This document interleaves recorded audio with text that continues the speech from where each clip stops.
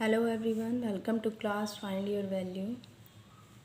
Exercise 3.4 से second question है Form the pair of linear equations in the following problems and find their solutions if they exist by the elimination method. कुछ problems given होंगी, उनके linear equations, pair of linear equations हमें बनानी है और फिर solution find करने हैं bye elimination method. If they exist means अगर वो एग्जिस्ट करते हैं सॉल्यूशन. ये कैसे चेक करेंगे हम? जब हमारी दोनों इक्वेशंस बन जाएगी तब a1/a2, b1/b2 एंड c1/c2 इनके रेशोज़ को कंपेयर करेंगे और देखेंगे कि ये कंसिस्टेंट है या इनकंसिस्टेंट है. इनकंसिस्टेंट होगी तो वो एग्जिस्ट नहीं करेगी. अगर कंसिस्टेंट होगी तब हम उसके सॉल्यूशन फाइंड करेंगे by elimination method. First part है if we add 1 to the numerator and subtract 1 from the denominator a fraction reduces to 1. It becomes 1/2 if we only add 1 to the denominator. What is the fraction? हमें fraction बताना है. Fraction क्या होगा? तो इसमें क्या कर रहे हैं हम? लेट न्यूमरेटर को हमने माना x एंड डिनोमिनेटर को माना y. न्यूमरेटर को x माना, डिनोमिनेटर को y माना. सो जो हमारा फ्रैक्शन होगा, फ्रैक्शन हो जाएगा x/y. फर्स्ट लाइन बोली गई है if we add 1 to the numerator and subtract 1 from the denominator. Add कर रहे हैं 1 न्यूमरेटर में और सब्ट्रैक्ट कर रहे हैं 1 फ्रॉम द डिनोमिनेटर, यानी डिनोमिनेटर से 1 सब्ट्रैक्ट कर रहे हैं. फ्रैक्शन है x/y. न्यूमरेटर में हम ऐड कर रहे हैं 1 यानी x+1. फिर है subtract 1 from the denominator. 1 from the denominator है यानी y में से हम 1 माइनस कर रहे हैं. 1 से y नहीं माइनस करना है, 1 डिनोमिनेटर से यानी y से माइनस करना है. तब ये फ्रैक्शन क्या बन जाता है? A fraction reduces to 1. तो फ्रैक्शन बन जाता है 1. इसी तरह इट बिकम्स 1/2. फ्रैक्शन 1/2 आ जाता है कब? If we only add 1 to the denominator. अगर हम केवल डिनोमिनेटर में 1 ऐड करें, बस न्यूमरेटर में कुछ भी ना करें, तो ये फ्रैक्शन आ जाता है 1/2. आपको बताना है x और y की वैल्यू क्या होगी. x/y क्या है? पहले जो हमारी इक्वेशन बनी है इसे सॉल्व कर लेंगे. सॉल्व करने पर y-1 की मल्टीप्लाई 1 से हो जाएगी. ये आ जाएगा x+1 इक्वल y-1. 1 की मल्टीप्लाई हो जाएगी. फिर y प्लस में है, इधर माइनस में आ जाएगा. ये -1 है, ये +1 है, उधर जाएगा -1. और ये इक्वेशन आ गई हमारी x - y इक्वल -2. इसको हम फर्स्ट इक्वेशन मान रहे हैं. इसी तरह सेकंड इक्वेशन, इसको भी सिंप्लीफाई करेंगे. इनकी क्रॉस मल्टीप्लाई हो जाएगी तो ये आ जाएगा 2 × x इक्वल 1 × y+1 यानी y+1. ये आ जाएगा 2x - y इक्वल 1. ये हमारी सेकंड इक्वेशन हुई. अब एलिमिनेशन मेथड में हम क्या करते हैं? दोनों इक्वेशंस को इस तरह लिख लेते हैं. अब हमें देखना है क्या इन दोनों इक्वेशंस में कोई टर्म इक्वल है. ये दोनों जो इक्वेशंस हैं इनमें y के कोफिशिएंट मतलब y वाली टर्म इक्वल है. तब हम क्या कर रहे हैं? अगर जो इक्वल टर्म होगी उनके साइन सेम हुए तो हम सब्ट्रैक्ट करेंगे, अगर अपोजिट होते हैं तो ऐड करेंगे। यहाँ दोनों के साइन सेम है माइनस माइनस, तब हम सब्ट्रैक्ट करेंगे इक्वेशन 1 माइनस इक्वेशन 2। इक्वेशन 1 से इक्वेशन 2 माइनस कर रहे हैं, ये प्लस 2x है माइनस हो जाएगा, माइनस से प्लस हो जाएगा, प्लस 1 है माइनस हो जाएगा। x माइनस 2x आएगा minus x, minus y plus y cancel हो जाएंगे, माइनस 2 माइनस 1 माइनस 3 आया, माइनस से माइनस कैंसिल हो गया और x की वैल्यू आ गई 3। इस x की वैल्यू को हम पुट कर रहे हैं, putting value of x in equation 1। First equation में हम पुट कर रहे हैं x की वैल्यू। फर्स्ट इक्वेशन है x minus y equal -2, x minus y equal -2 ये है। इसमें हम x के प्लेस पर 3 रख रहे हैं, ये आ जाएगा 3 minus y equal -2 and minus y आ जाएगा -2, ये 3 माइनस में हो जाएगा, माइनस वाई इक्वल -5, माइनस से माइनस कैंसिल, यहाँ से y की वैल्यू आ गई 5। x 3 y 5, x आया 3 y आया 5, यानी फ्रैक्शन हो जाएगा 3/5। ये हमारा आंसर हो गया है।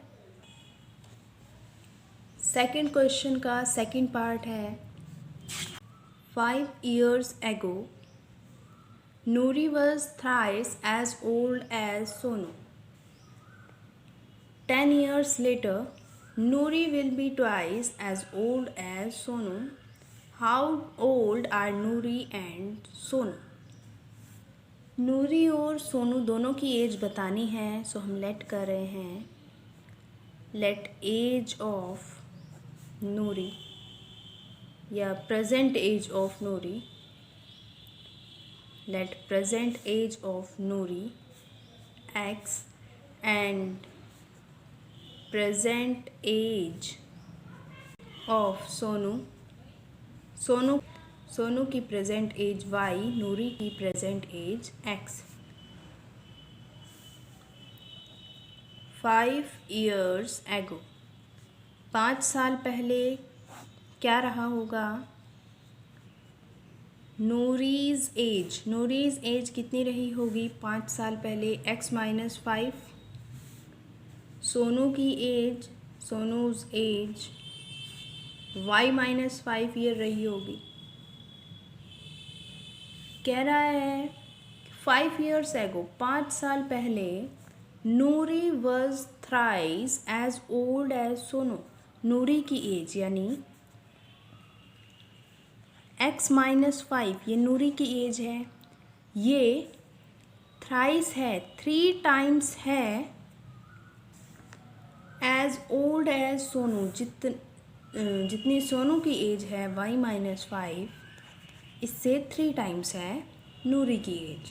ये 5 साल पहले की बात बताई है, इसलिए हमने ये वाली एज कंसीडर की है जो 5 साल पहले थी इनकी एज।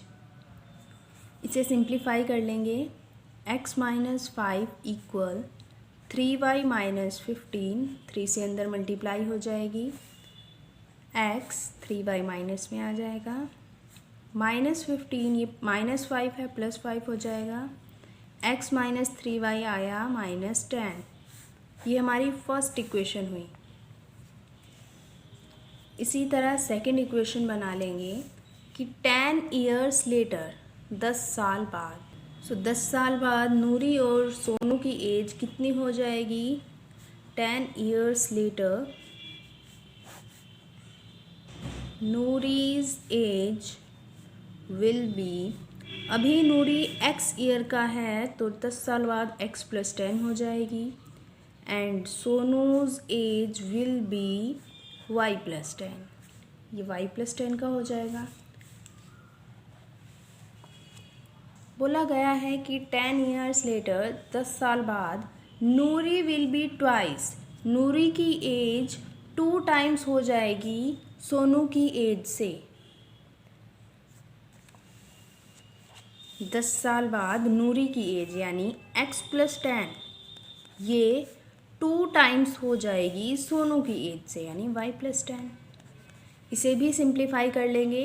x + 10 इक्वल अंदर मल्टीप्लाई हो जाएगी 2y + 20, 2 10s are 20 and x - 2y equal 20, ये +10 है उधर -10 हो जाएगा। x - 2y इक्वल 10, ये हमारी सेकंड इक्वेशन हुई। अब हमें इन दोनों की एज बतानी है कितनी होगी।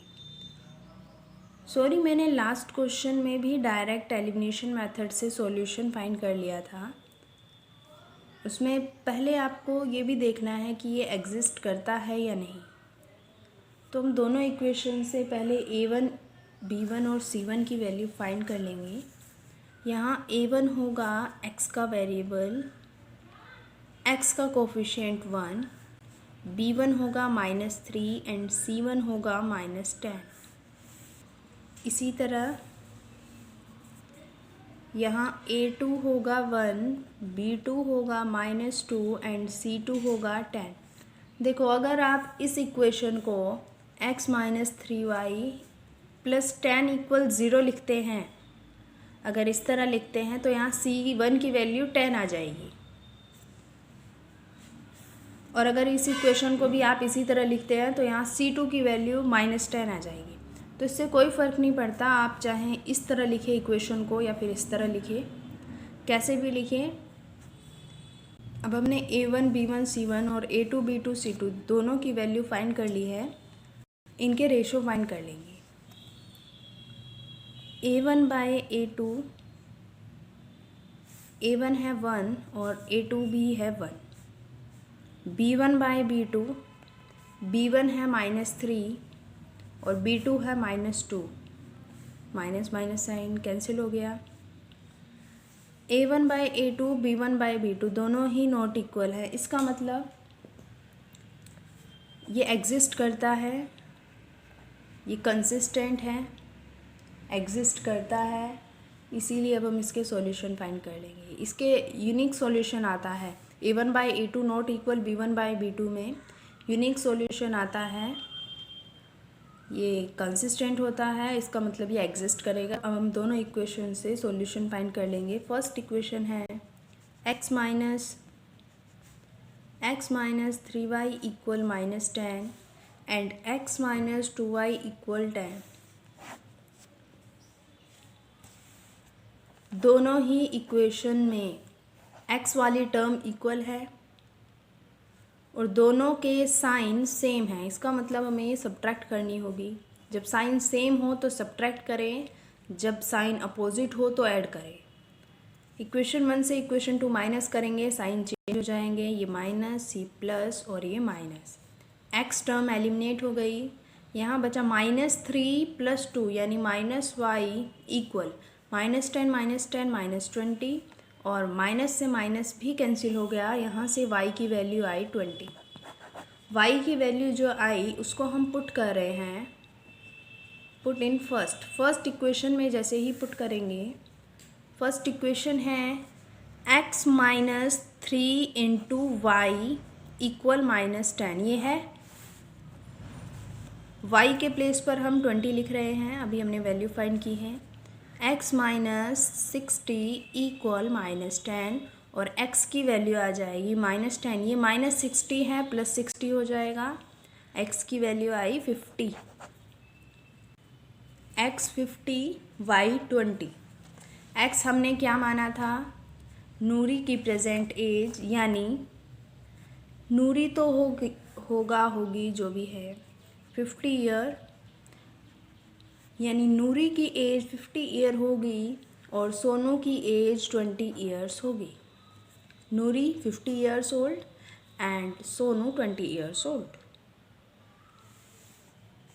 यहाँ आपका सेकंड पार्ट कंप्लीट हो गया है। फर्स्ट पार्ट में आपको क्या करना है, जैसे ही दोनों इक्वेशंस फाइंड कर लेंगे उसके बाद इन दोनों इक्वेशन से a1 यानी 1, b1 -1 और c1 -2 इनकी वैल्यू फाइंड करनी है।